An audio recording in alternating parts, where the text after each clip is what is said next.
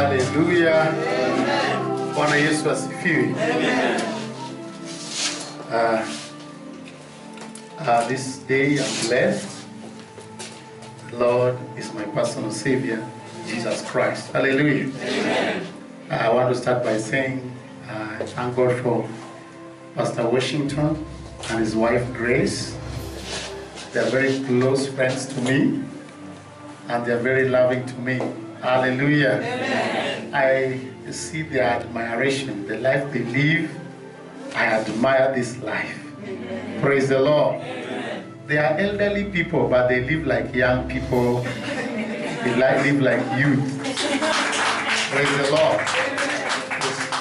Today, how many people saw our pastor Grace today? Amen. Because Maria Meketi hawezi onekana sana. Did you see her standing here? Yes. She is extremely beautiful. Hallelujah. Praise the Lord. You see now she's attracting so much because she's even coming to our red color, Maasai color. That means very soon she's practicing being a Maasai by nature. I will thank God for Pastor Grace. Wapi makofi as Pastor Grace. Hallelujah. The man of God is my friend. Today I really appreciated the way Ali dressed. Na nikajua kweli sisi wazee tumekataa kuzeeka. Na hata sisi we are coming, man of God, we are coming there, my son. Tunataka kuwa na fittings ambazo very fancy suits. Unaona? You look at the suit of our pastor. Hallelujah. Praise the Lord. Yes, it is good to refuse to age. It is good to refuse to age. Hallelujah. Why? Because Daniel was a man of God with the person like you and I, and he lived in the reign of 4 kings. So nobody even knows how many years Daniel finished on the face of the earth. And the Bible says he was a wise man, and in his days he learned wisdom by the volume of books. Amen. And after the man read the books, baada ya jamaa kula vitabu sawa, he decided to live forever. Amen. He said, there is no need of getting people coming to my funeral ahead of time. I can postpone this death, postpone until all these kings die.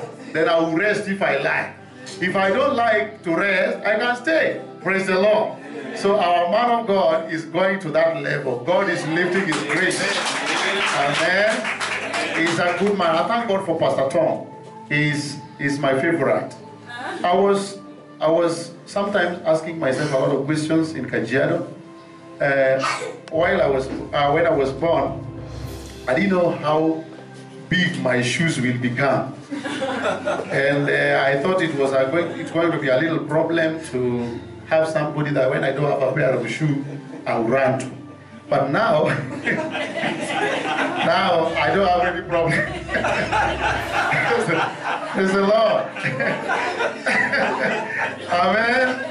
Now I don't have any problem. If I want a man of height to put on his suit, I just walk into his house. I say, I want this one. I pick the suit away, and I pick even the shoes. Amen. I put on number 45 by, you know 45?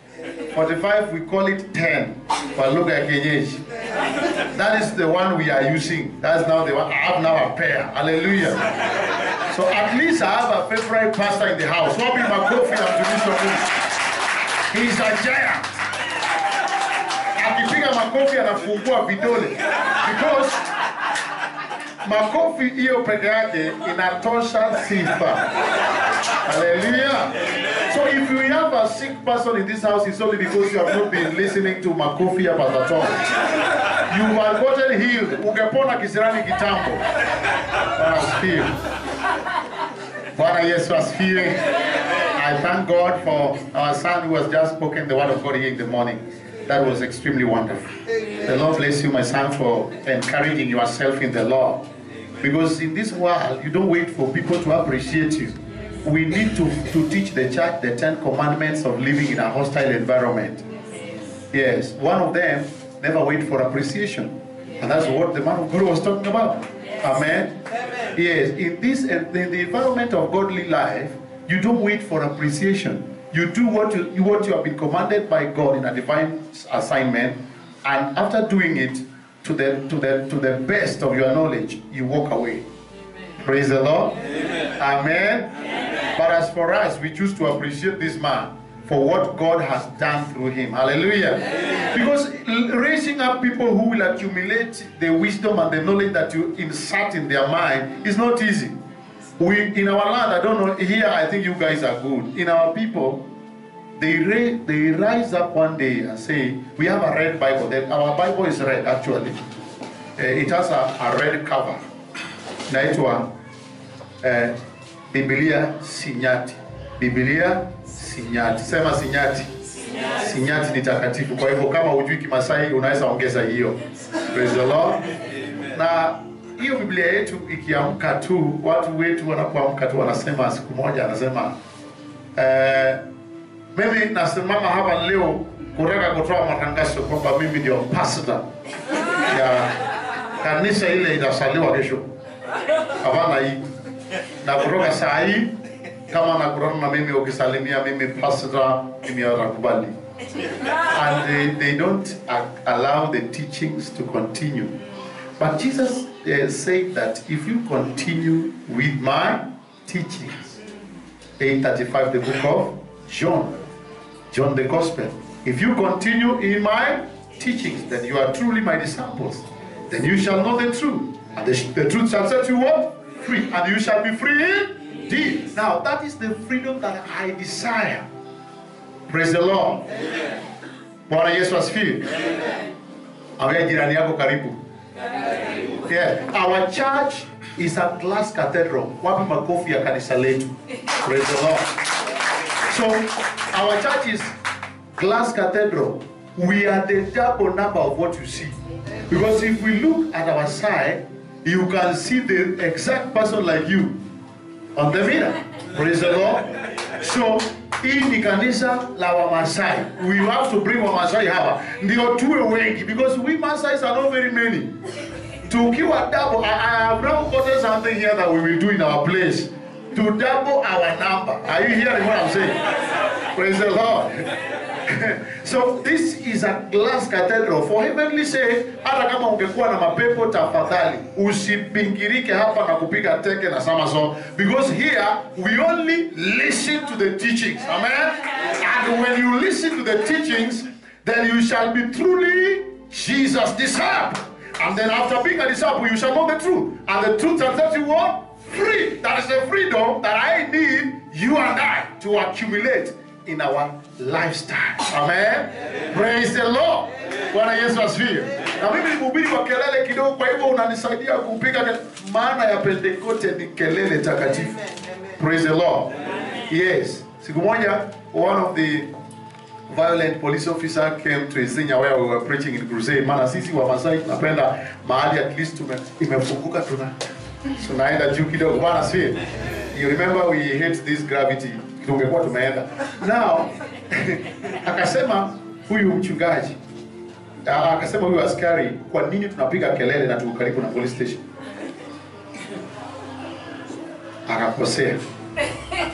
Akakosea. Tukamwambia tafadhali, what we have here are two types of noise. One is a destructive noise ambao nyinyi walevi unapiga huko nje, na sisi watakatifu we are making a constructive noise to construct the kingdom of our Father.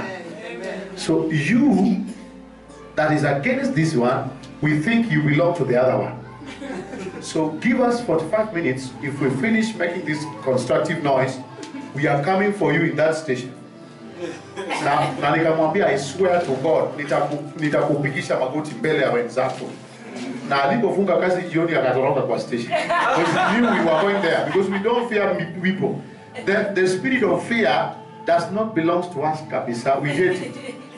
And tukahubiri hapo na hiyo kelele, na tukamaliza, tukaacha watu wakifunga vyombo, si tukaenda station. Alipoambiwa akapigwa simu kwamba Kilu, alikuwa anaitwa Kilu, wale wahubiri wamekuja, akasema waambie siko. Praise the Lord. So I love these people that shout kidogo, because if you make a shout unto the Lord, you will not shout in the days of danger. Praise the Lord. Ama ni vizuri kupiga kelele wakati wa mongeke kuvamia nyumba. Is that the noise we want? Because either you make it in the house of God or you make it in the house of the devil. And you see, when you choose to serve here, then you will not serve otherwise. Praise the Lord. You will not serve the other way around. Jesus said, I am the way, the truth, and life. Now, let's talk of the way only. The truth, you know that Jesus is the truth, that Jesus is the Word, and the Word is the truth, and you are made of the truth. Praise the Lord. You are the product of that truth. That's why you are sitting here when other people are outside doing their other businesses. Now, the way that you see written there is not the way of the road. Praise the Lord. You see, we have a teacher in the house, so I have to make my grammar correctly. It is not the way of the road, it is the way of the how. Praise the Lord. The how. I am the how. I am the truth, and I am life. So the how means how to go to the Father is Christ. Praise the Lord. The way to the Father is Christ. The truth of the Father is Christ. So the truth and the life is gotten by the way. That way is what we are talking about. If you make your noise the way of the Lord, then you will not make your noise the way of the devil. Praise the Lord. Bwana Yesu asifiwe. I always don't like talking about the devil because he has not made me an agent to talk about it. The one that called me has occupied me too much that I don't see the meaning of talking about that guy. Praise the Lord. When you are sent by a commissioner, you talk about your commissioner who have sent you. Praise the Lord. You deliver the message of the commissioner. Yes. And if the traffic warrant stops the vehicle on the road, no matter how loaded it is, I see we live on Namanga Road, Nairobi Namanga Road. Kajiado is a very good place. It's where God dwells and visits Nairobi once in a while. That's why. So God is omnipresent. Okay, well let's say God is omnipresent. But you see God saying where his servant is, so shall he be. The Lord also said where his servant is, he is always there. So if the God servant is in Kajiado, why do you doubt that God dwells in Kajiado? We will also see how God dwells here because you also live here as a servant of God. Praise the Lord.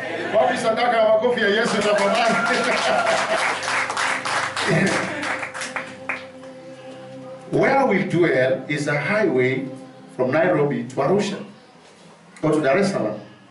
And so heavy loaded vehicles pass there. I normally see this, unajua siku hizi sisi kama samani, forces za maskari wanachukua hata watu wa mwili. Yes, provided you have what?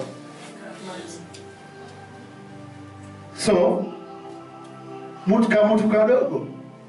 But a traffic warden, trained, commissioned, and sent to the road.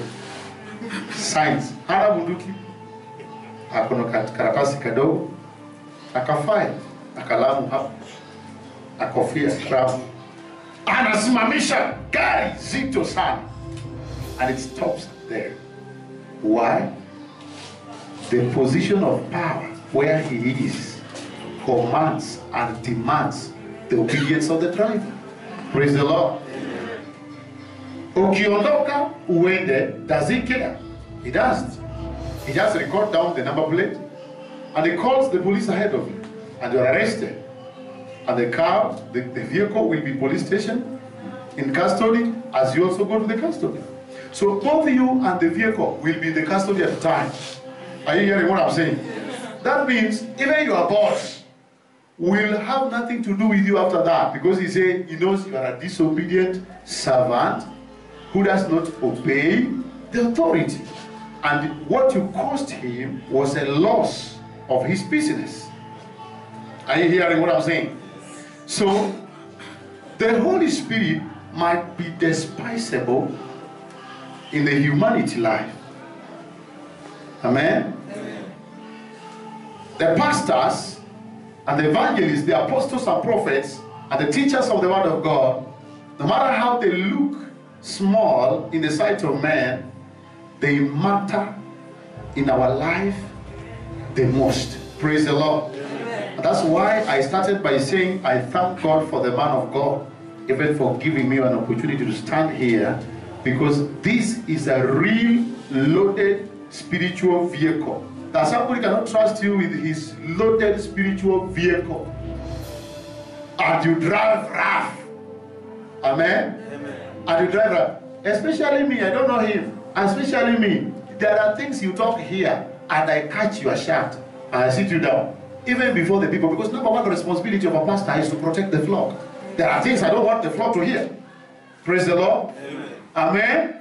Amen. That's the kind of a man of God I am. Not once.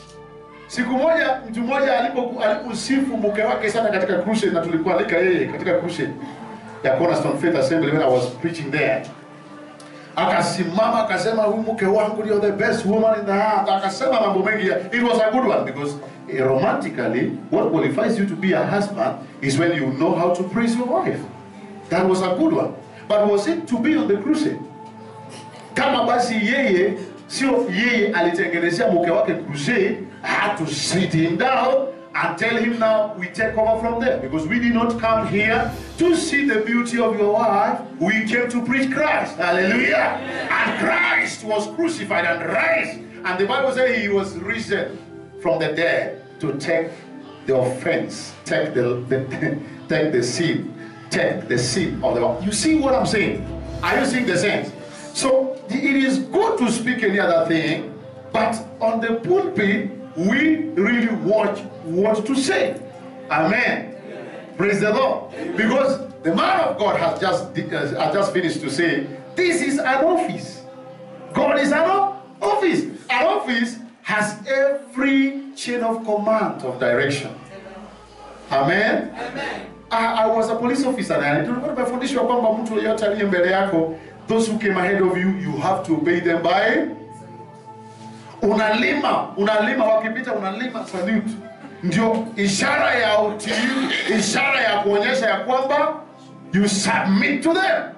So submission is number one key of a character of a Christian. Submission.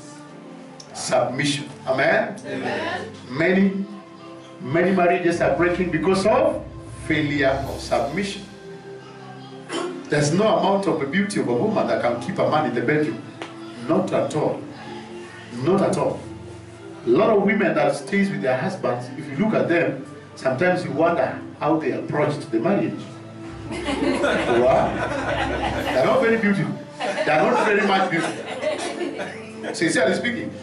But if you want to go to see beauty, where beauty dwells, go to restaurants and see women who have husbandless. Very beautiful. What is wrong? Submission. It is where the secret lies. It's a man that submits to God. Praise the Lord. I also realized something when the man of God was teaching in the morning. He said something that was very significant to me. You know what? Every right-thinking man on the face of the earth will always reverence the one that he serves. Amen. Hata kwa ofisi, angalia. A right-thinking man will always reverence the boss, and he reverences also the one that serves him. He loves the one that serves him. Na anasikia vizuri akitumikiwa. Amen. Most of men like to love and be close to their maid servants and their men servants at home. Akifika nyumbani anawaita, kuja, leta ile, kuja, beba hii mzigo, because they love them. Praise the Lord. Amen. And they always advise them to take precautions of what can endanger their lives.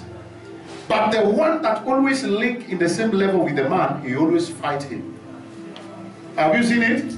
The one that always link in your level, the one that rises and walks with his nose on the air, trying to tell people that you are nothing. The man always fights him. And especially akiwa Masai. Masai akona shida moja. Kulete shida mali yuko ase. Hallelujah. Unasikia what I'm saying? Yeah. Kwa nini hiyo mwanamke anaongea mbele ya ase? Lazima ananyamaza. Kama hapana nyamaza sisi wanafanya yeye na nyamaza milele. That is what that is the Maasai policy. And the Maasais have tried their level best, even by their cultural tradition, that today you cannot find just an idle Maasai girl. Where will you find one? Where will you find one? They are getting married and proposed in advance before they shoot to class 8. The girl already knows I will be married in that family. So as Ukoraita Tokawapi, submission is too high until it has become a slavery in our nations. So when we are preaching the gospel in our land, we are very serious because we know we are rescuing people who are dying. Amen. So mimi hata naambia mtumishi wa Mungu nialeke tu nihubiri door to door. Hata kama kuna crusade, everybody will listen to me. I walk to your house, you listen to me, you like it or not. You can't despise me. Me huwezi nipuuza nikikuhubiria Kristo. I will make sure you listen to me. Praise the Lord. You have to listen. You have to listen. You have been listening to nonsense around. Why not listen to an important message? Praise the Lord. I walked the other day, just last week, into the office of our district commissioner. Praise the Lord. And I told him, Mr. Wabogo, I love the way you have welcomed me with a cup of tea in your office. But the most important thing I like is that you have left your seat and I'm seated. Na hiyo nilimwambia wakati ninaondoka. Maana unaweza sema hivyo ufukuzwe. When he gave me a seat, I went and sat there. I didn't say, no, mkubwa. No, I didn't say that because that was an opportunity for sitting on that seat. And so when another man came from the office of lands, he addressed me as the district commissioner. I said, Mr. Commissioner, and I loved it, and I advised the man. And after the district commissioner came out, he asked me, Mr. Wabogo asked me, how did you know how to advise him? Because I was exactly to say what you say. I said it is the position of power. Now I'm the one saying it. You see?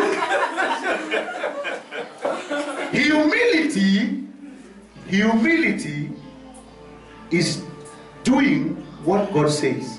Praise the Lord. Is saying what God says. If God says, let the poor say, I am rich. When you say you are rich, it is not assumption. It is humility of the highest order. To say that I am a millionaire when I don't have 1 shilling, that is the best I can do. Amen. That is the best humility God can desire for every servant. Amen. Praise the Lord. Amen. If you are sick, that you feel that according to my feelings, I cannot wake up from my bed. Na mtu apige simu yako lakini upate nguvu ya mkono, because nguvu ya mkono si kama nguvu ya mguu. Mkono inaweza amuka hata kama mguu inuki. And then you pick up your course. Na kwambia, oh my God, pole kabisa. Imagine nimesikia ulilazwa, hata nimetoka kwenyu saizi, nimeambiwa ulikuwa ward, nini unaendeleaje? Tell the person, I am all right. Amen. Amen. Tell the person, I am healed. Praise the Lord. Lakini you don't look healed. You don't listen. I listen to your voice. You are too down. Kwa nini uko chini hivyo? Mwambia niko juu sana. Praise the Lord. Mwambia I am healed. Praise the Lord. Hata kama unasikia the next minute you are the one going. Unaona wengine wakienda. Na wengine wakifunikwa hapo na mashuka na the mortuary attendants are coming to pick them. Say they are not picking me. Praise the Lord. I am not the one they are picking. Praise the Lord. So the gospel is for the exemptionals. You are exempted of dangers of life. You are exempted of calamities. Praise the Lord. What are you hearing what I'm saying? Yes. Any other pastor can have a married child in the house except you.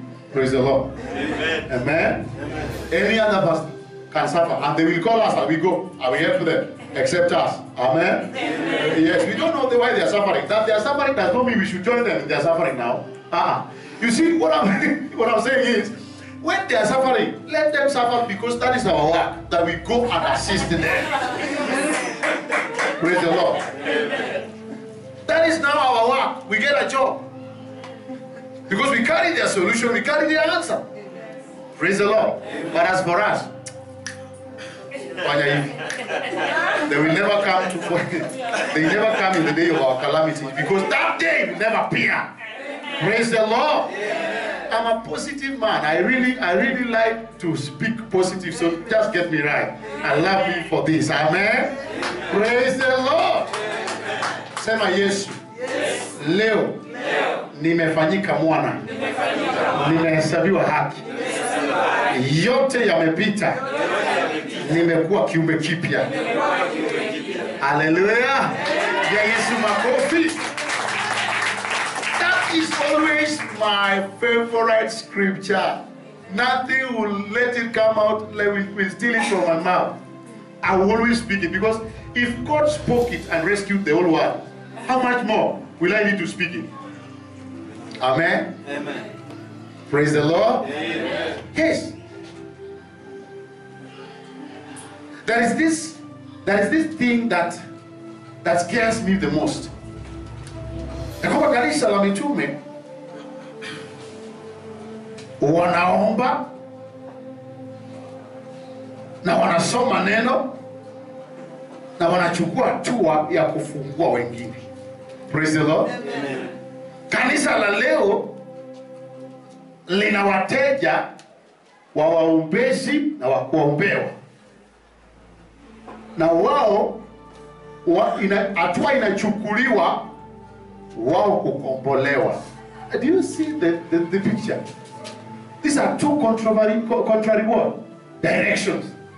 Kanisa la kwanza linaomba, linasoma neno, kisha ina win souls. Amen.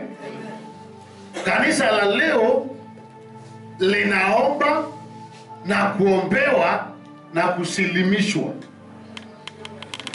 I saw that thing in Kajiado the other day. Mpaka nikaona, ashukuru, wapi makofi ya Wamasai tafadhali. Wamasai ni watu wa Bwana. Niliona wazee wale hawamjui Yesu wakaamuka kusema sisi ameamua kama wazee. Wangeamua kama wazee because they are not Christians. Are you hearing? Sisi ameamua kama wazee, Bwana DC tafasali. Sisi ameamua, sisi anataka bomoa hiyo msikiti. Here. Asisi na iko serious. Bwana Yesu. Kwa nini analera sisi yote Mkristo kama naomba? Hata watoto wetu ile anaokoka nyumbani na wamama, sisi hata kama nakula ile ngesugegu, Bwana mheshimiwa, sisi hapana mbaya, lakini napenda Mungu. Sisi naomba kila mtu anainua mkono. Lakini hao watu wengine nainua pande hii, ndio anainua kichwa. Hiyo ni Mungu ama ni mshawi? Wakachallenge DC. Na wakasema, tafasali Bwana DC. Ile maji sisi iko naye hapa kwa Kajiado ya ile type. Hiyo maji ya type. Hiyo maji ni ya ng'ombe na mfugo na ya mtoto ya shule. Sisi hapa nataka mtu anatena anaosha upande ile ya nyuma na hiyo maji. Sisi nataka funja hiyo msikiti kabisa. Hakuna haja. Anachafua na kufanya najisi. And they took it for abomination. Na wakagoma. Baba university iliyojengwa, a university kubwa sana, main campus ya Uma University. A place where my daughter anasomea science. Praise the Lord. Amen. Ikamuliwa ijengwe kanisa hapo ndani. Wakaambiwa samuna na ile kanisa ule tatata kwa msikiti ni kwa yake ni barasaki. Lakini kanisa imejengwa. Na sasa imebidi Warabu hao wakusanye pesa ya kuajiri pastor ambaye anahubiri hapo, na awe pastor Masai tafadhali. Bwana Yesu asifiwe. Na sasa ndio wakapoa. Walipopoa wiki mbili wakaamuka tena wakasema sisi ameamua leo kama wasee. Hakuna mtu analeta ng'ombe yake kwa busheri, kwa kishinjo, shauri kama mshumari ndiye anachinja hiyo ng'ombe, sisi yote anakataa kukula hiyo ng'ombe. Kwa shauri pastor amesema kwamba hiyo watu iko na masapau baya. Kwa nini anachinja ng'ombe na hapana toka na ng'ombe kwao? Ng'ombe yote ni yetu, sisi analea, analisha ng'ombe, alafu yeye anachinja. Kwa nini? Kutoka sahi sisi anaamua kila mtu kushinja ng'ombe yake kwa nyumbani, atakuja kusha busheri. Kauli mimi ndio niko na license, Mimi ndio iko na butchery, nalipa mwenyewe, mimi ndio nauza mwenyewe. And they never accepted to take their cows to the slaughter. Because hakuna masaa ya kuchinja ng'ombe. So mwenye butchery ananunua ng'ombe kwako, anakuja anachinja kwake, na anapeleka inauzwa. Na daktari atakuja kusema hiyo ng'ombe ichomwe, na wakati siku hiyo hakuna nyama ilipikwa, yote walichoma. Watu wakakula nyama choma. Na wakati aliulizwa wakasema, daktari amesema kutoka leo sisi anashoma nyama.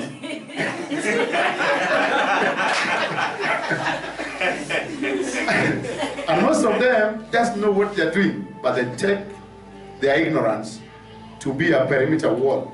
The man of God is talking about. But it's a sphere. So what I'm trying to say is, tutakuja crusade. Bwana sasa. Amen. Shuka ya kwanza inakuwa kuja kwa mtu mrefu. Maana ndio lazima atatoka. Shuka ya kwanza. Shuka ya pili inakuja kwa mchungaji na mke wake. Praise the Lord. Wazee wakionekana hapo wa Masai, hata wewe utafurahia ibada. Bwana asifiwe sana. Sio kwa ubaya, si kwamba Kimasai ni smart kuliko Nairobi, lakini Kimasai ni unique kiasi, kwa sababu hata wewe ukiona wamekuja kwako nyumbani unasema wacha nisikize Masai. Bwana asifiwe. Na tufungue ile Biblia nyekundu, mwingine anatafsiri na ile nyingine ya Kirengesa. Bwana asifiwe sana. Bwana asifiwe. Let us go in the book of want us to go to the book of Luke chapter number 9 verse number 54. Luke chapter number 9 verse number 54. Kabla tufunguliwe katika tafsiri ya Kiswahili, napokeni salamu za mke wangu, maana amenituma niwasalimie. Bwana asifiwe sana. Tukifika hapa, if you want to know that God is God of miracle, Pastor Tom, God bless you for exposing the miracle way of life to our service today. When we tulitoka pale, nilikuwa nimeambia mke wangu, tafadhali, kwa sababu kambi ya wanajeshi imelindwa kuliko mahali tunaishi hapa, tunataka kuenjoy hiyo ulinzi, nipeleke tulale kwa mchungaji, then asubuhi wewe urudi Kajiado. Praise the Lord. That is true. I'm not joking. That's how it was. Man of God, tulikuwa na yeye. Yes, nilipeleka tu kwanza because it is good to take your wife to places that are good. Mahali kuna ulinzi.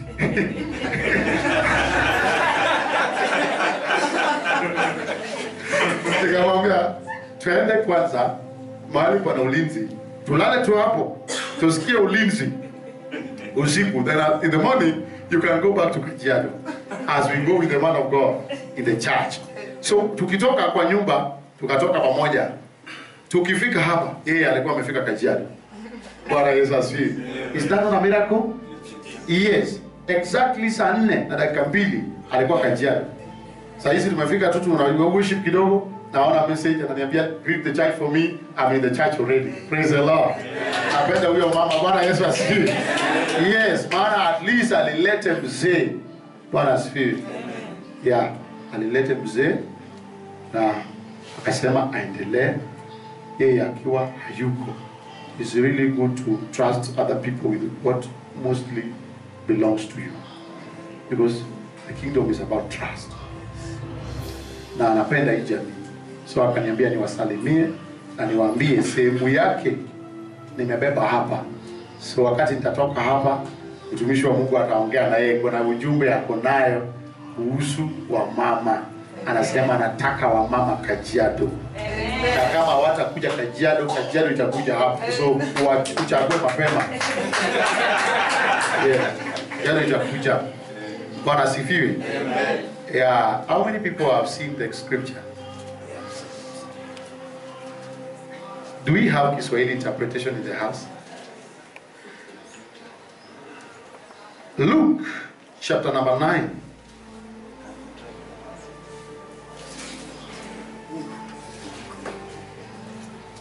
Kiswahili, you just read. Everybody here is a Swahili student. These are candidates of excellence. They will catch it. They will catch it. Kama Masai anaweza ongea Kiswahili, kila mtu anaongea. Tell you the truth. Amen. Amen. Kiswahili? Yeah.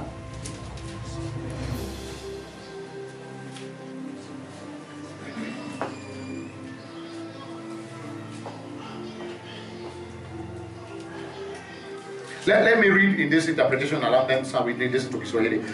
In chapter number 9 verse 54, chapter number 9 verse 54 inasema, and when his disciples James and John saw this, they said, Lord, will thou that we command fire to come down from heaven and consume them, even as Elias did?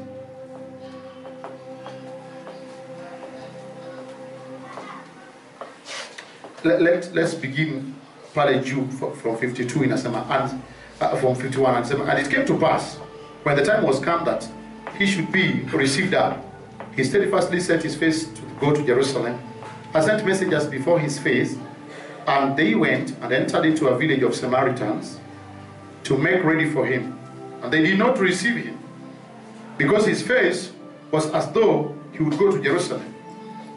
And when his disciples James and John saw this, they say, Lord, will thou that we command fire to come down from heaven and consume them, even as Elias did? 55. But he turned and rebuked them and said, you know not what manner of the spirit you are of. Amen? Amen. For the Son of Man is not come to destroy men's lives, but to save them. Say my save. Say my save. Say my save. Say my save. Save. And they went to another village, and it came to pass that as they went in the way, a certain man said unto him, Lord, I will follow thee there whatsoever thou goest, thou goest. And Jesus said unto him, foxes have holes, and birds of the air have nests, but the Son of Man hath not where to lay his head. And he said unto another, follow me. But he said, Lord, suffer me first to go and bury my father. Jesus said unto him, let the dead bury their dead, but go thou and preach the kingdom of God. Amen.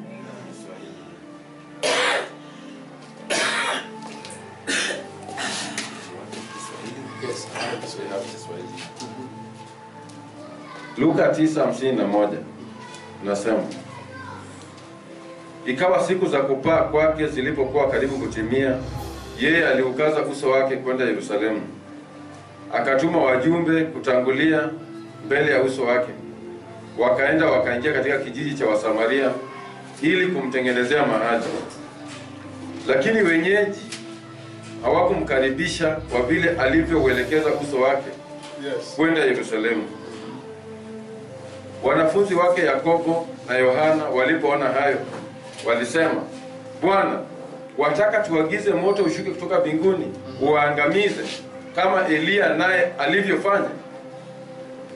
Akawageukia akawakanya akasema, hamjui ni roho ya namna gani mlio nayo? Yes. Verse 56. Kwa maana mwana wa Adamu hakuja kuziangamiza roho za watu, bali kuziokoa. Wakaondoka wakaenda mpaka kijiji kingine. Yes. Wafaao kuwa wafuasi wa Yesu. Nao walipokuwa wakienda njiani, mtu mmoja alimwambia, nitakufuata kokote utakakokwenda. 58. Yesu akamwambia, mbweha wana pango na ndege wa angani wana viota. Yes. Lakini mwana wa Adamu hana pa kujilaza kichwa chake. Yes. Hallelujah. Thank you. Kwa sadaka ya makofi ya mtumishi wa Mungu. Kusoma Kiswahili na ishaka neema. Mpaka samani tulipokoka samani katika dini tulikuwa tunasema nitasoma kwa uwezo wa Bwana. Maana ilikuwa ni ngumu, inabidi utangulie kwa kufia njia kwamba ni uwezo wa Bwana. Hata ukiharibu wajue uwezo ni yes. So kusoma Kiswahili ni ngumu. Let's give thanks. Faithful Father, in the name of Jesus, we bless you, King of Glory, because of your preservation and because of your salvation and the message that you, God, purpose to pass across into the ears and the system of your children. Thank you, Lord of Israel, because you are everything that we give, Lord, as the food and to the people of God, the bread that we break as the word of God. Lord, let it communicate a blessing and let it communicate a grace to the hearers. We thank you, faithful Father, for all things shall answer in our favor. In Jesus' name we are praying and we have given thanks. Amen. Praise the Lord. Say amen. Amen. Hallelujah. Amen. Now the topic of our word today is saying the vengeance of God. Praise the Lord. Kama ukitaka, God's vengeance. Bwana sifiwe. God's what? Vengeance. So I want to start by saying, I love the way God put this thing. I love the way God put this thing, because sometimes we have always been in pain in several times. We have always been suffering some inner pains, and our past afflictions have haunted us, that when we walk with three sides. Number one side is the side of experience. Our experience has not been good. Our experience of the past has not been favoring our day. And you look at yourself and you wonder how God really saved you and still kept you in this kind of mess. Amen? Amen. And you look at the church and you see the mess in the church, and you see the mess in the people, and you see how people outside are prosperous and they are talking evil against the work of God, and they stand against the servants of God and insult them. They talk bad. What they do is just bad. And you wonder where you are going to hide your head. You wonder where you are going to bury yourself when the pastors have committed some crimes outside, and they now generalize every man of God, and they say, we churches of today, this is how we just knew. These men are not born again. They are just murderers. They are madmen. They are making money. They are out there to make money, steal hopes of people by looting their pockets. And all manner of talks are going around. Amen. But you wonder, how are we kept in this salvation? And people talk evil about the work of God, and God just let them go away. Praise the Lord. How many people are we wondering this thing? You see, be realistic. Yeah, you just wonder how you have been serving God all your days, paying your tithes and giving offerings, and even coming for prayers. And one year comes, the other year goes, and everything is not working out, and you're wondering whether the one you got salvation was Chinese salvation, or that was it fake, or is it original? Why does it look like it's not working? Because your expectations are already being cut off, and God is still keeping and saying that the expectation of the righteous shall not be cut off. And He's saying, I will keep your enemies under your feet. And He's saying, I am the God of vengeance. And He's saying, I am God that always will preserve you, and you will never go hungry without bread, and you will never lose job, and you will always. Akasema kwamba there is no one among God's children that has no horse. That means if it was horse in those days, then today is it Mercedes-Benz. If it was a horse in those days, today it can be a cruiser. If it was a horse in their days, today, man of God, it can be a Toyota car. So I don't have my own Toyota. And God is keeping repeating this thing, because every now and again when you set your eyes on that scripture, you feel like God is not fair. Hello? Praise the Lord. And He's saying that none shall lack his mate amongst my people. And you look at your life and you say, I have been proposed 3 times. And whenever we are reaching about a peak of the level of going to report this matter to the pastor, the man just sneaks away. Now 3 times. And God is still saying, none shall lack his or her mate. So how does this word works with what is happening to me? Amen? Amen. And you think, I think I should repent because I think I am not on the right way. Hello? Amen. Just understand me correctly, because this is exactly the experience. Experience talks about the facts, but the word of God talks about the truth. Facts are different from the truth. It is the fact. The fact is, Joseph was caught red-handed in the house of Potiphar, in the bedroom. But the truth is that he did not intend to go to that bedroom to do the mess. Amen? Amen. And nobody could bring out the truth until the fact was raised and put on the platform for shame, and the man suffered shame, because they say, the woman said, my husband, a respected man, a man of reputation of this city, has brought a young Hebrew boy to shame me, to take all my respect from me. Not at all. He has to be arrested. And the man was arrested. And the truth was there. But the truth did not reveal himself. Remember, truth is Jesus. Praise the Lord. Amen. The truth was there, but truth did not reveal himself. The truth was still not there manifested. But the facts were working against the man. And the man was also wondering what you are wondering today. Why is that God has promised that he will prosper us? He will always keep us far from our enemies. He will always protect us. He will always provide. He is a God of provision, God of security. Where is God's security over my life? Amen? Amen. Praise the Lord. Amen. And they continued taking the man to the court, from one Supreme Court to another Hague, until the Hague said, give him a life sentence. Penalize the man, life sentence. We don't need to search a man in our country. He is a foreigner. But for God's sake, this man is not our inhabitant. Why should he do such a thing? Why should he lack respect for one of our prominent women on this planet? This country is very respected. We can't put arrest that man and throw him into jail. And he was thrown into jail, and truth was silenced. Hallelujah. Amen. Praise the Lord. Amen. And when the truth was silenced, the man still went into the jail, but he did not forget his assignment. Amen. Amen. Hallelujah. Amen. We know God himself. Hallelujah. Amen. The man did not forget his divine assignment. He went there, and every morning he was waking up like usual and greeting people. Hello, how are you? Praise the Lord. And they are saying, which law? Which law that can be preached by a rapist like you?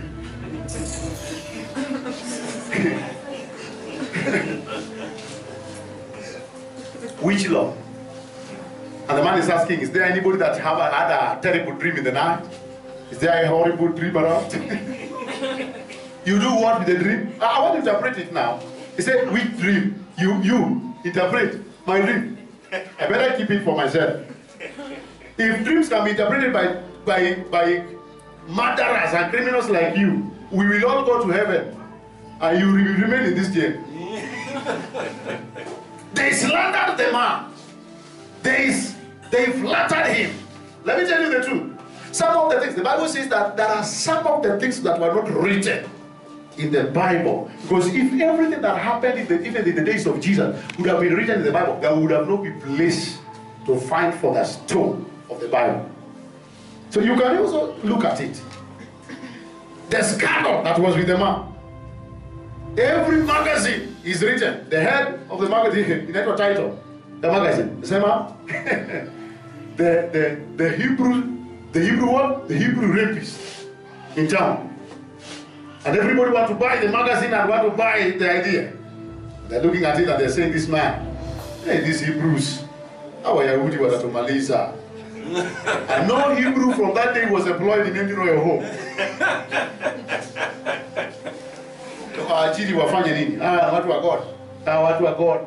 You know, in Masailand, when you are born again in a family where nobody is born again, you are called a name. It is a funny name. It's Orkanisai. Orkanisai means Mutu Mukora, Mutu ya kanisa. Are you hearing what I'm saying? Now, una kanisa ni wanawake na watoto. Wewe na mwanaume na unafuata kanisa, wewe na kwa mkora na kwa ngiriko hii mtu hakuna bibi, hakuna mtoto, unafuata kila kitu ni wewe tabia yako ni imekuwa kama tabia ya mtu ovyo. Kanda kabisa. And that is how we suffered the shame in accepting Christ in that land. So you think it is you? No. It started from far. Amen? Praise the Lord. So, I have been wondering, why is not God, where is God's vengeance? God is saying, I will avenge. Praise the Lord. Amen. And God is saying, in sometimes, God spoke and said, He will even at our leisure, nyama zao, at our nywesha, damu zao. All these words. And he said, the captive of the strong shall be delivered. And so we were there like we are captives waiting for deliverance. Praise the Lord. Amen. So in this case, what I'm reading here is the words of John and Peter walking together with Jesus. When they went to the city of Samaritans, the people did not welcome Jesus the way they expected. Amen. You see, because can you imagine? The president of the country, like President Kenyatta, goes to a place accompanied by Mheshimiwa Raila, and then unatarajia kuwe na nduru, vigelegele, vivijo kama ile walituambia Herode wakati ile siku hiyo Herode alifurahi sana. But ubaya hapa kwa Mungu, ukifurahi sana ndio huzuni inakaribia hapo, just on the door. Na ukiona unahuzunika sana, furaha is at the door. Praise the Lord. Wapi makofi ya furaha, because yes. Siku hiyo wanapotembea mahali kama mji wa Machakos, tunatarajia Wakamba wote, wapi makofi ya Wakamba kwa rais wetu tafadhali. And then people say like, which president? Which president? We don't have president in this country. So, the Republic does not have president. So we don't have one. Why? Once I collect any story, you will all know the story. But we have the peoples and we have the president of the Republic. So we will give it. So do you think the government will be happy? No, they will be frustrated. And they say, you cannot deny our president and remain under the jurisdiction of the government of this country if we are still on the throne. We will show you where you belong. So they go and demote one of the royal minister who comes from that county. They demote him, and they demote another one. And they look for a scandal, and they scandalize the other one. And they say, this county is useless. Vengeance is mine, says the Lord. Are you hearing what I'm saying? God is God of vengeance. That's what I'm saying. But the question that you should be asking as a Christian is, how does he revenge? That is where the problem lies. How does he revenge? Now, this is the case that sometimes we have misrepresented God. Sometimes, in the Old Testament, before the all wisdom and understanding came, that is Jesus Christ, before the time all wisdom and understanding came, that is Jesus Christ, there was misquotations of the word. Isaiah said, He's the God that maketh alive and that kills. He kills and maketh alive. Is it true? No. No! That is not true.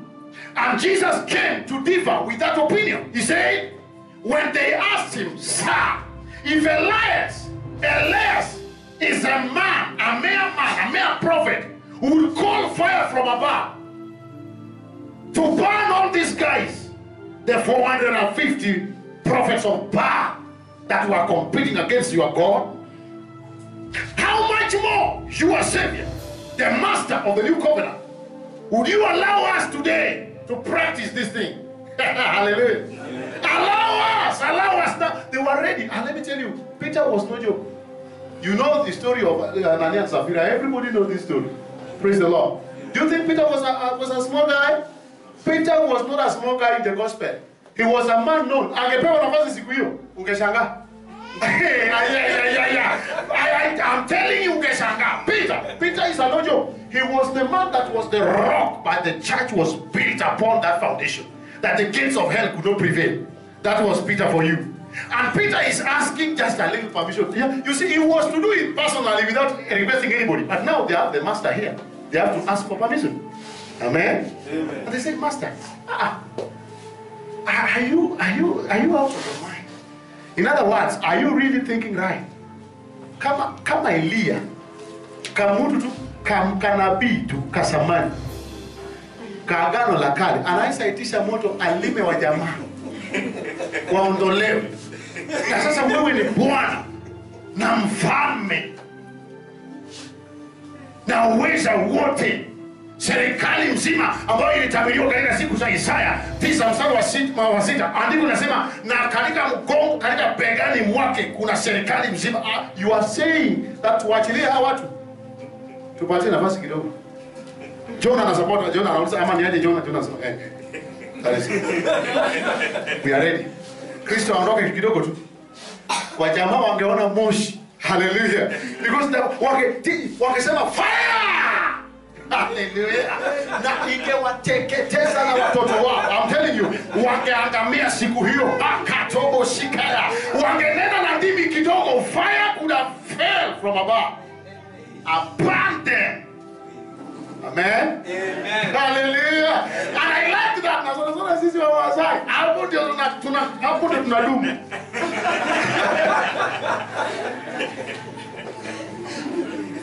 Let me tell you, a servant of God is the one that changes his mind when the gospel gives you a direction. Amen. Amen.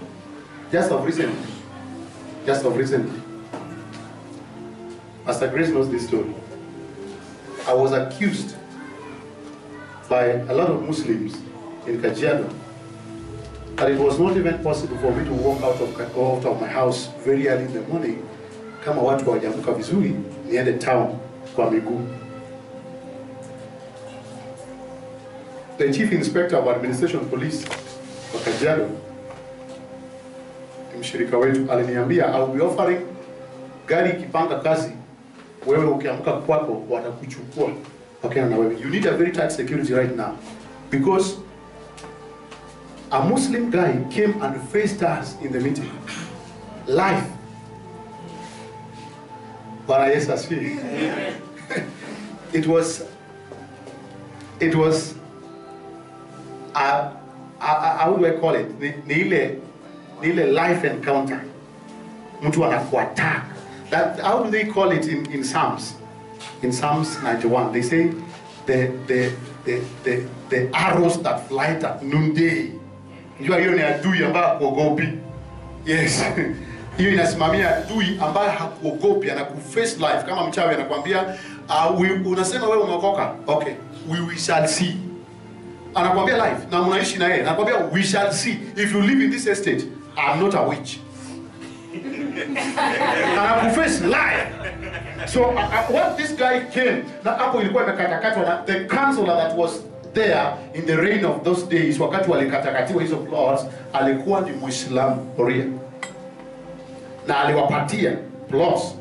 Now one of the plots ambayo ilikuwa ni a chief, kanisa la Faith Victory ikapewa. Now the overseer of Faith Victory is my friend. He called me to wind up with the ordination time. Ordain wachungaji wa region yake. So when we were there, the Muslims came na wakasimamisha gari mbali na wakatuma jamaa moja jitu sana. Na akasema enda uambia watu kwamba hiyo kanisa ina supposed kuwa demolished kwa sababu itazuia madrasa. Zinapigia madrasa kelele. So madrasa ni mzuri, ni silent. Kelele ya madrasa ni tamu, ya Mungu ni tungu. Nasikia ndio Waswahili walisema hiyo kitu. Kwamba mkuki ni tamu kwa nguruwe. Lakini tungu kwa mwanadamu. Sasa ikawa hivi. Sisi tukawa nguruwe, kwao ni wanadamu. And they say, nikamwambia, can you stand in the congregation and say that? Na akafanya makosa akaingia. Na akasema kweli kabisa. Mwenyezi Mungu aliweka kila kitu bahali yake. hapa alikuwa ya Muislamu yote. Kama kanisa anajenga, toa kanisa weka pale. Apiga kelele sana kwa hiyo mtoto. Alikamuuliza sasa, what makes you think madrasa is important than the church? What makes you think? Maana mimi ndio nilikuwa nahubiri, so I was in the position. Nikiketi chini nimesaliti kanisa. Are you hearing what I'm saying? Nikiketi chini nimesaliti nini? Kanisa. Na yule jamaa ambaye huyu wavazia bado anakuanga na roho nusu na mwili nusu. Kile yeye anapenda angechukua rungu tu angekimbiza jamaa. And that could also put us in more trouble. Ninamjua. Are you hearing what I'm saying? Praise the Lord. So I asked him, what makes you think madrasa is important than the church? Akasema, kwa sababu iko msingi ya Muhammad. Nikamwambia, kama Muhammad ni Mungu, wacha kumtetea. Wacha ajitetee leo. Kama Yesu ni Mungu, atutetee leo. Nikamwambia, na urudi uambie wale wengine, wapatie namba yetu ya simu, tukapeana namba. Kwamba wakati wewe hutaamuka wala hutakuwa na uwezo wa kupiga simu wala kuandika, wapatie hiyo wapige simu ili waombe msamaha. Because what is just about to find you, you will not like it. Why? Because I had to expose him to danger to practice the Peter mission. Amen. Apostolic mission sio mission ya kukaa na maadui kwa barabara, inafieka. That's why they were asking for Jesus a permission ya kwamba niapie Bwana Yesu, niitishe moto sahi. I just want to call fire now, fire now. Are you hearing what I'm saying? Praise the Lord. So I put it to practice. Nikamwambia, go and give our number to your people because you won't survive it. This one. Hapa mahali umesimama ni kanisa la Mungu. Yesu hujitetea. So go and inform Muhammad ajitetee. Yes, there is no need. Maybe say I can't entertain this nonsense of Christians sitting the other side and Muslims sitting this side. Na waanza kuulizana maswali kwamba hata Bwana Yesu akamwambia Petero kwamba ondoka nyuma yangu shetani, maana auawe kwa upanga pia atauawa kwa upanga. Basi kama Yesu alimuita Petro shetani, basi inamaanisha kwamba kama mfuasi wa Yesu ni shetani, basi shetani mkubwa ni Yesu. They're talking those nonsense. And Christians are seated there listening and waiting to give an answer. Which good answer will I give? If you call my master the devil, I will wake up there and turn tables upside down. And let, if we die, let us die. I cannot wait for anybody insulting Jesus when I'm still alive. Because how do they talk evil about Jesus and expect they will talk good about you? So we sent the man to go and inform Muhammad that there where we were is a tough place. The man went home. In the evening, gari yake ikaribika. The following morning, akapeleka gari garage, akakutana na brother mmoja anaitwa Tom. A very tall guy like this. I think the Tom thing has a secret. Tom, Tom, who is a district engineer of Telecom Kenya, Kajiado and Nairobi Rural. So, akamwambia nasikia baridi kwa mwili, lakini napeleka gari yangu hapa kwa garage itengenezwe, kisha niweze kuongea na wewe. Kuna jamaa mmoja niliona anakufanya. You know me, people take me for Western. So waliponiangalia wakamwambia Tom, kuna jamaa mmoja nilikuta akihubiri mahali. I doubt huyu jamaa kama ni Masai. Ingawaje alikuwa anaongea Kimasai, lakini nafikiri ni mtu wenu. Nataka kukutuma kwako uongee na yeye. Tangu jana tuachana na yeye, mambo kuna baridi nyingine nilisikia uoga. Na jamaa aliposikia hiyo baridi tu uoga hiyo, alipoikiri hiyo uoga ikapata nafasi. Jioni saa 10 akawa hawezi amuka sasa, akabebwa kutoka hapo garage na alipopelekwa kwa hospitali moja ya jamaa mwingine anaitwa Omar, ndio oria moja peke yake aliye na hospitali Kajiado mzima, wakapeleka hapo. Then alipoangaliwa akapewa transfer kuja Nairobi Women. Alipofika Nairobi Women hakufika, wakaona hali yake si nzuri, wakamfikisha Kitengela Medical. Then recruits wale daktari mdogo, ile daktari kidogo Ile naenda ile daktari kidogo kidogo ile anadunga mwingine shindano. Basi wakaanza kupractice theater, kaanza kupractice kumchinja, wakasema hiyo shida ipapo. Yeye hakuna sukari na ikaonekana kuna growth ilikuwa hapo imejificha, kwa so scanning ikatoa kwamba hiyo inaweza muua yeye. So wakaanza kuchinja yeye na wakamuua kabla ile growth haijamuua. That was the story, how sad it was. And that is not kitambo, that is 3 months back. And it was just tough. Na ilikuwa inabidi asubuhi niamke nikuje Nairobi. So you can see how distance where your bedroom is in Kajiado and your sitting room is in Nairobi. That is how my house was big 3 months back. Na wakastorm, wakasema watanivamia kwangu. And people, I didn't know. Another man called me, akaniambia, man of God, you know what's happening? Kwa Somali wanasema kuna mtu alilaani mtu yao na amelaani wazee. So wazee wanasema kabla wao pia wajakufa, they want to know this man, na wanakuja kwako nyumbani, kesho usipatikane nyumbani. Nikamwambia nani? Mimi nitapatikana kwangu hata saa hii, wacha kesho. I cannot run away from these mongrels without tails. What is happening?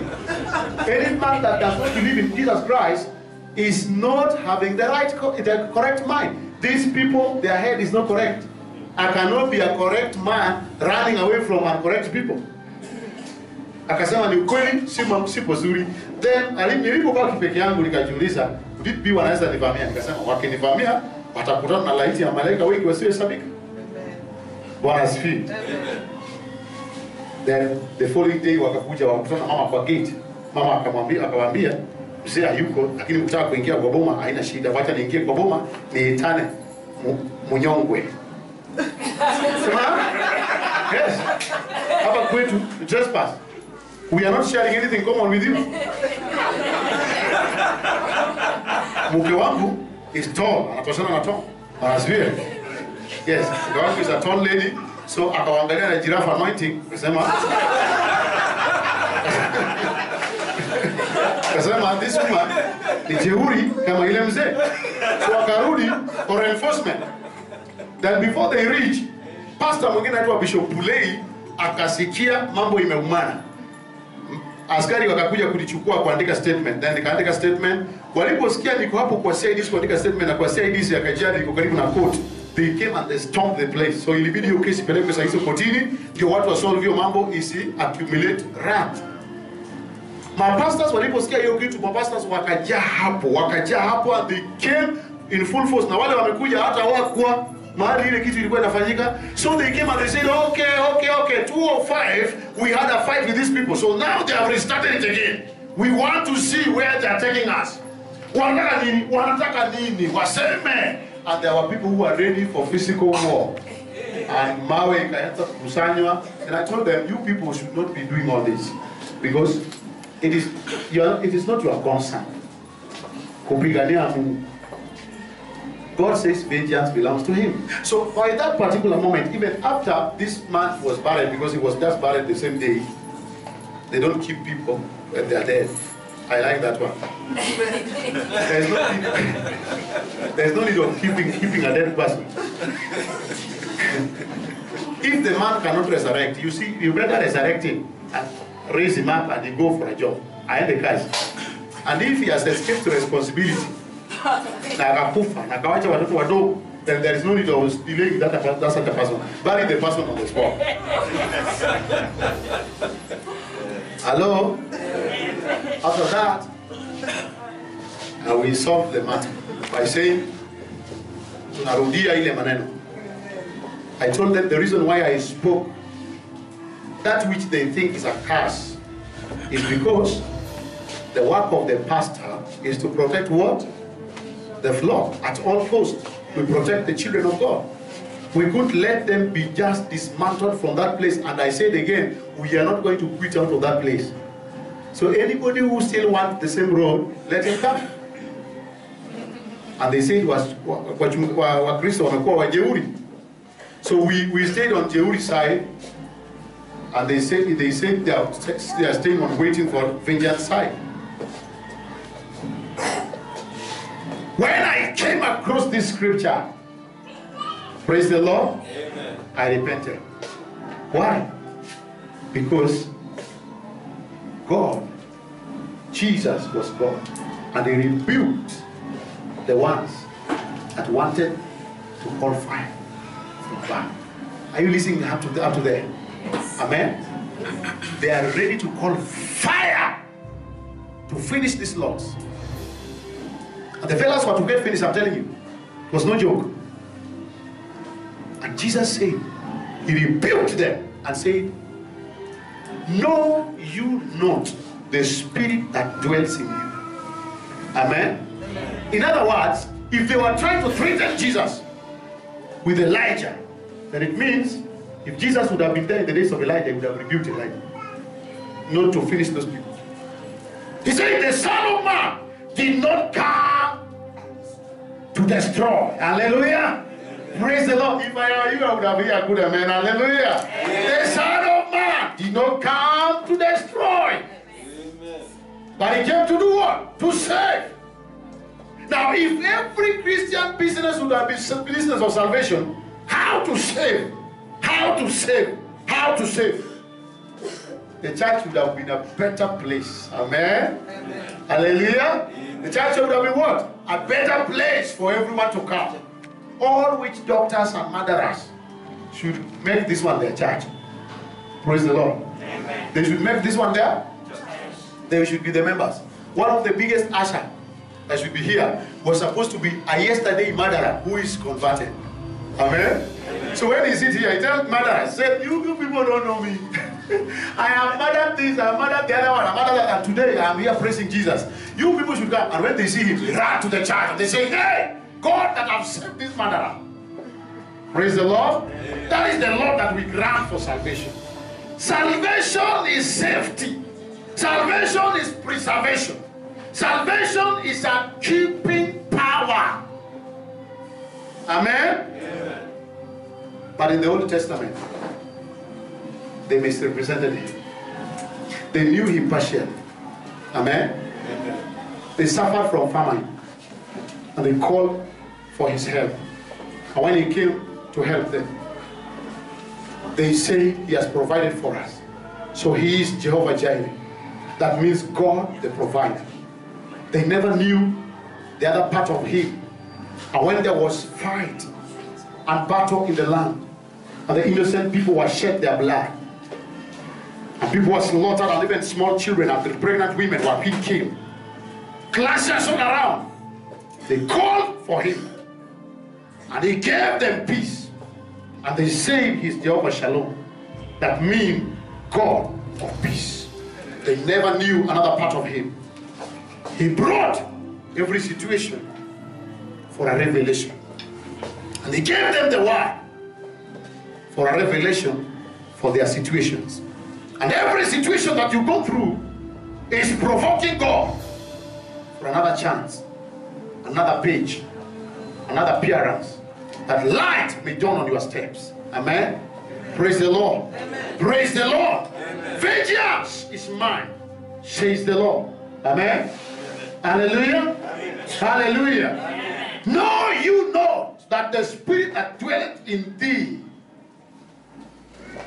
the Son of Man, did not come to destroy, but to save. Amen. Amen. If we are saviors from Mount Zion, if these last days saviors are coming up on Mount Zion, Mount Zion, Mount Zion, the place of salvation. The Bible says, Mount Zion, you have come. 12:22, the book of Hebrews, you have come, you have come. You people have come. The Bible says, and you have come to the Mount of Zion, the place of the city of the living God. Praise the Lord. Amen. Our God is a city dweller that dwells in the city of Mount Zion, where he saves. It is a home where he saves. He said, we and our children are for signs and wonders. Amen. Amen. Praise the Lord. Amen. And he said, you have come to a place where there is a company and innumerable numbers of angels. Angels are around to protect. Angels are around to serve us. Angels are around to serve and to work and to be commissioned by us. We send them, we tell them, go, and they go. Look for a job, and they look for. Hallelujah. Praise the Lord.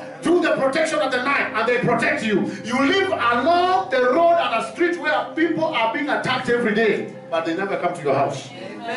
Hallelujah. Check on what God is doing. He says, and numerous numbers of angels are on this mountain. And he's saying, and you have come to this mountain where there is a general assembly of whose names are firstborns recorded in the book of life, and you are the one of the firstborns of God, God's favorite. You might be the lastborn of your family, you must be the secondborn, but God calls you the firstborn of the general assembly in his kingdom. And he said, you have come to this mountain. Now you have come. That means others are still outside. That means now sometimes back you went the other direction. That means sometimes back you are not on the correct road, but now you have come. When you see the statement back, means there was a change of direction. There was sometimes a road leading you to the path of destruction, but now you have made a decision to come. Praise the Lord. He said the place you have come is a place of God, the judge of all. Praise the Lord. You are the place, you are the one that has come to God to be your judge. I don't need to have an advocate to lead my way to win my case. Hallelujah. My case is settled. I have God, the judge of all. He is on this mountain. Praise the Lord. Amen. He judges my issues. He settled my case. Hallelujah. Amen. I don't care how long, but I know my case is settled. Praise the Lord. Amen. I speak to you today. I speak to you today that your case is settled in Jesus' name. Amen. I am not giving you a promise. This is not a prophecy. This is a declaration over your life that is coming to pass now. That your case is settled in Jesus' name. It does not matter what you requested and what you asked for from God. God has just settled it as we pass this word. Hallelujah. Amen. Praise the Lord. Amen. He says, you have come to a better place where Jesus, the mediator of a new covenant, is here. Hallelujah. Amen. The one that reconciles us to the Father. The one that reconciles us to the goodness. The one that reconciles us to money. The one that reconciles us to peace. The one that reconciles us to our needs. He's saying that Jesus, the mediator. In other words, the Message Bible says, the one that is a go-in between. The mediator. The one that puts you together to what you need. Praise the Lord. Amen. And he said you have come to that mountain where he dwells. Say, praise the living God. Amen. And he said you have come to the place of the sprinkling blood, speaking better things than the blood of Abel. The blood of Abel was crying from the ground for vengeance. Say, until when the Lord shall avenge for my blood that was shed innocently. But now, the blood is here, speaking better things. Praise the Lord. Amen. The language of the blood is speaking on your behalf in Jesus' name. Amen. Hallelujah. Amen. Praise the Lord. Amen. And the Bible says, know you not the spirit that dwelleth in you, that the Son of Man did not come to destroy, but to save. Amen? Amen. Jesus saved us. Amen? Yes. Jesus saves us. Jesus still is saving today. The saving business does not end. Amen? Amen. So after you are saved, what do you think next is next? You are sent to save also. That's the purpose, the reason why you are saved. You are saved to save. Amen? Amen. You are saved to be safe. Amen? Amen. Your salvation guarantees your safety. Amen. Amen. Praise the Lord. Amen. I don't know you, but as for me, I'm safe. Since I got born again, I'm the safest man. Amen. Amen. Amen. Unafikiri mtu hivi hivi kafiri yeyote tu ungesimama ubisane na Waislamu mbariki unaishi? They know where I'm living. Wanajua mali naishi. But you know what? Praise the Lord. Amen. Amen. Amen. Proverbs 16 verse 7. If a man's ways pleases unto the Lord, he commands even his enemies to get peace with him. I don't have any grudge with anybody. They will have peace with me because they can't take me away. I will be still available and they see me but they have nothing to do. Amen. Amen. They want to plan evil against me. God discourages them. Tell them this man will provoke fire over you. He will make you die and follow the same route the other follows. And nobody wants to die and leave his children here. Amen. Even that one that died was just for an example. Praise the Lord. Amen. That's how dangerous your words are. If you set somebody on ambush today, he will die. The question is, how will you profit? Hello? Will you celebrate his death? You hear? Hey! Praise the Lord. Amen. Amen. Will you celebrate his death? So check on the word of God before you fire people. Before you pour this fire on them. You see, this fire, we say fire, fire, fire. It is not just a small thing. It's a dangerous thing. And it is real. These people of God who knows, especially pastors who are on this pulpit, they know. For this church to be here, don't think it has been safe. Some people have died in the process. Aha. I know, they have not told me, they have not shared with me. But I know for any church to stand, somebody died somewhere. I know.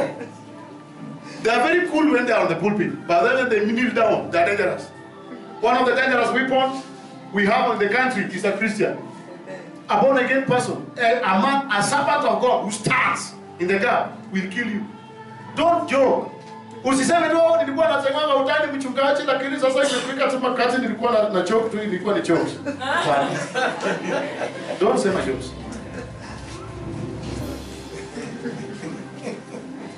Don't joke. One of the guys that is very learned, I was a teacher in Najile High School, Najile Boys. Alikuja kwa kanisa letu akawa paralyzed. Akaletwa akawa hawezi tembea. Amewekwa ndani ya karai na karai ndiyo ikafungiwa baiskeli because the guy cannot hawezi climb the bicycle. Karai anaingia ndani, miguu zake zote ni uji. And when I wanted to pray for him, I saw darkness covered, the clouds of darkness covered his head. Na nikaona it is the wrath of God. And I said, hey, what is it? I wanted to pray again, and the Lord was whispering to my inner man's ears that don't give life to what I'm killing. But they have come that you give life. So I asked him, what did you do? Because I can see what is killing you is the breath from God. He said, man of God, you see, there is this pastor tulikuwa nahubiri na yeye na nilikuwa treasurer yake. So ikawa happen, kuna pesa zilipotea, nikaambia board mimi sikutumia hizo pesa, chairman ndiye alikuja kujia pesa. Then the pastor told me, why did you give the chairman the money without my consultation? Did you consult me for? Someone no, I didn't consult you, lakini si ni chairman. So he didn't see he had that problem. Si ni chairman. Tukarushana mikono, then nikamtusi. Nikamwambia asinilete ujinga. Nikasema nikamwambia alafu akakwambia akisema he didn't talk.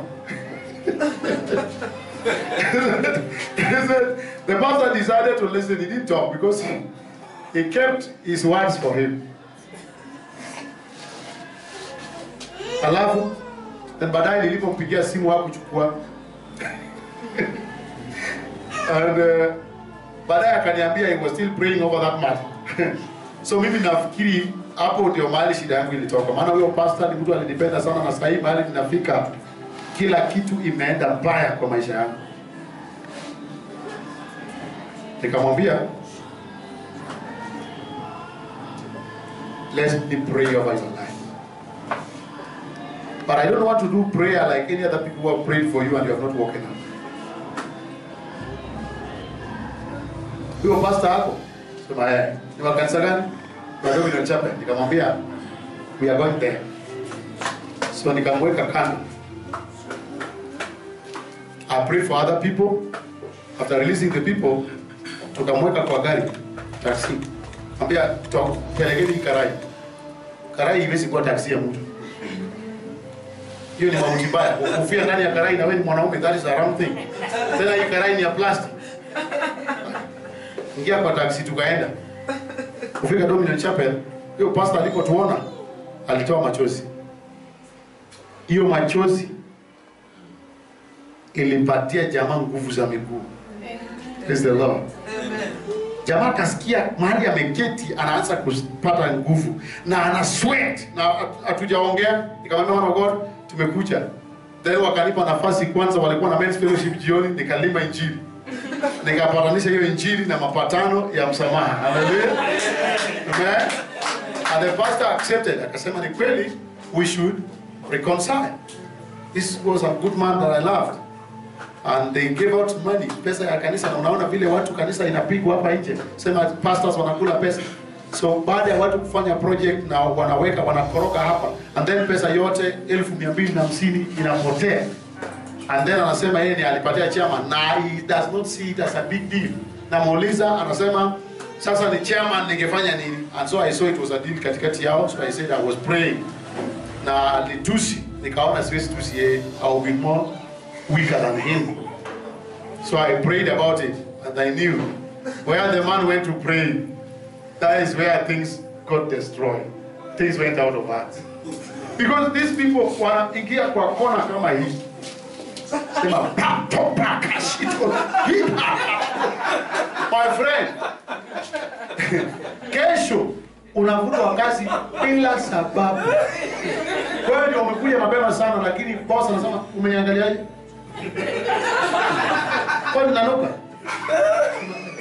Sijaongea. Hapana, sisemi umeongea, umeniangaliaje kwanza? Na kisirani inashuka hivyo na unaenda nyumbani.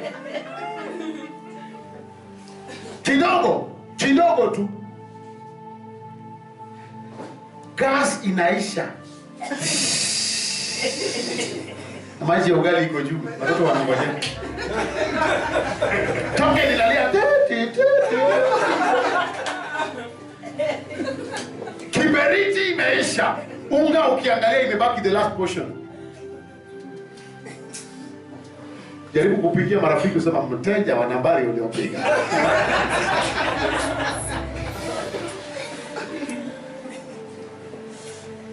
Na ni msimu wa baridi. Paka unatoka nje unaangalia kama watu walienda mbinguni, mimi ndio niko. Upweke. The prayer of a righteous man availeth much.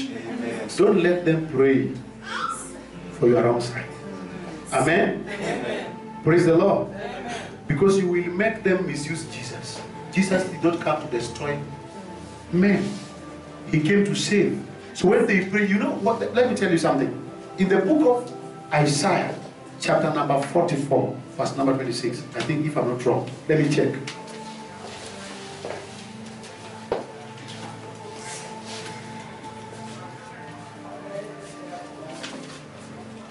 Isaiah.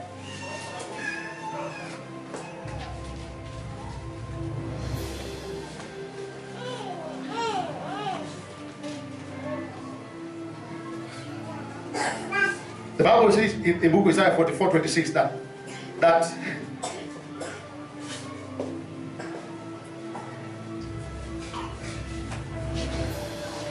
let's read from number 5. That trusted the tokens of the liars and maketh diviners mad. They turneth wise men backward and maketh their knowledge foolish. That confirmeth the word of his servant and performeth the counsel of his messengers. That say to Jerusalem, thou shalt be inhabited, and to the cities of Judah you shall be built, and I will raise up the decayed places thereof. Praise the Lord. Amen. You see that how Isaiah interpreted that God? He said that God, he maketh diviners mad. People that were respected. When diviners talk, everybody listens. Their divination is always looking, it seems to be true. They say, nyumbani kwenyu wewe ndio last one? Yes. Mko watoto nane? Ndio. Mama yako aliaga last year? Ndio. Ukilala usiku, unaotanga unakimbizwa na nyoka, unasema ndio mnabii. But God still make them mad. Akitaka. Praise the Lord. And he make the wise men, their wisdom to turn to foolish things. When they are wise, their wisdom, when they give wisdom of their oracle, is foolishness. Go say nini? Nini huyo anatuambia hapa? Nini huyo anatuambia? Huyu jamaa si ni mlevi? And they just turn you down. And the Bible says that God confirms the words of his servant. So the man of God might not have prayed the correct prayer. Amen? Amen. But God will confirm it. The message is, he confirms the concept of his messengers. So the messenger of the Lord is that man, that woman. Is the messenger. And then you turn against him. Things dance against him. It is the kingdom principle. This is the perfect will of God. God has permitted us to destroy by our wrong confessions, by our wrong prayers, by the misquotation of the Old Testament, by the misrepresentations of the things we saw in the scripture. But did we get the revelation? Let's see one of the revelations in the book of Romans, chapter number 12. See Romans 12, verse number 19. Because there are certain things, this is what I need you to know. Whenever we see anything in the Old Testament dispensation, it is a new thing, it is the revelation that is concealed. But when we see, it is the revelation of the New Testament concealed. But when we see anything in the New Testament dispensation, it is the Old Testament message that is concealed. So, you need to read the Word of God, learn the Word of God, meditate upon that Word, and receive the revelation of that Word. So that when you put it to use, it will work correct. Amen?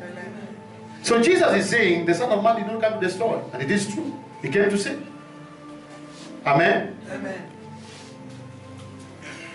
And he told them, if you are driven away from this city, go to another one. Amen? Amen. And you will not go to the 12 cities of the tribe of Israel before the Son of Man comes. Amen? Amen. And Jesus is meeting another guy there, and the man is saying, I want to follow you wherever you go, whatsoever. And Jesus is saying, my friend, carry up your head and see me. And the man is lifting up the head. And Jesus is saying, so you want to follow me? Number one rule. All the foxes around have their holes to stay. So you are looking for a plot and a house to stay? Ask the fox. All the birds of the air have their nests. So you want to live better in the realm of the high, and the realm of the high, where you will not look for anybody to pay rent, look for the birds. But as for me, the Son of Man, I have nowhere to put my head. In other words, hakuna mahali pa kulala jioni. Are you hearing what I'm saying? But today, when people come in the house of God, they want to come in the house of God today on Sunday, and Monday everything is rich with them. Is it possible? Is it possible now? Why are we not giving God opportunity and chance to make us grow in Him? Jesus said, "Pwea zina mapango, ndege zina viota, mwana wa damu hana mahali pa kulaza kichwa." Kwa kifupi, njiku kuja ukijipanga. Mahali tutalala jioni ni wewe utajielezea. Yes. Kuja kwa gharama yako kwanza, tutaonana baadaye. Reward ni baadaye. Anasema kaa ndani yangu nami ndani yako, na mahali nilipo utakuwepo. Anasema na sasa hapo ndio utakapoomba chochote kutoka kwa Baba. Amen. Baba yangu atakupatia baada ya wewe kukaa. After you stay. So if there is anything that you will receive before the Lord as a miracle, as the progress, you have to stay. Amen. Amen. You have to stay. Akawaambia mtakaa Yerusalemu, Acts of Apostles 1:8. Mtakaa Yerusalemu mpaka mtakapoona nguvu ikija juu yenu. Praise the Lord. So nguvu haikuja on Monday when they came on Sunday. Nguvu ilikuja baada ya wao kukaa. So pray that you stay. Amen. Amen. Pray that you stay. Kanisa la waombaji na waombezi ni kwamba wanaomba kila siku that they are in need. God, I need it. I need it. I need it. What do you think God needs? Are you concerned? The prayer of what God needs in your life is more important than the prayer of what you need in God's life. That is the prayer. Praise the Lord. Amen. Amen. You see, sometimes we mistake begging for prayers. begging God is not praying. Prayer is to quote, is to tell what God says in His Word. Amen. So if God is saying that in the book of 2 Peter 1-3, if God is saying that as by His divine power, He has blessed us with all things that pertains to godliness and to life, that God is already Mungu amesema na wewe. Anasema hakuna kitu kingine unataka kwake, so ile imebaki ni ile anataka kwako. Are you concerned? And everything that you think you need in God has been kept in what God needed you. Praise the Lord. He's saying that the transgressors will be destroyed, but them that are wise shall win souls. So when you go out there to win souls, God is taking care of other things. Amen? Amen. Are you winning one? You are not. You are the one being won. Wewe ndio una soul yako inawiniwa kila siku. Because kitu kidogo is offending you. And now you feel like you don't want to come to that church anymore because the pastor did not tell you congratulations the other day. Na vile ulipangusa hizo viti smart, imagine you. Praise the Lord. By the way, wapi makofi ya wale watu wamepamba hii madhabahu leo kwa jina la Yesu. I like this one. Amen. Man of God, now you see our glass cathedral. Naomba isiwekwe pande hiyo kwa sababu tutapungua. Pande hiyo nyingine tusiweke. Weke tu hapa mbele. Bwana asifiwe sana. And they are kept smart. Today hata mimi wapendwa, roho Bwana wa mabwana amenitembelea. Bwana asifiwe sana. I was in the spirit. Maana imagine ile aibu ningepata kama ningekuja hapa kama nimevaa koti nyekundu. Si ningeumia. All men are in black and they are smart. A praise and worship team in black. Alafu mimi nikuja hapa na nyekundu, si ningeumia. Thank God the Holy Spirit reminded me. Now I want us to check on this word in the book of Romans chapter 12 verse number 19. That will help you very quickly to see the vengeance of God. Hallelujah.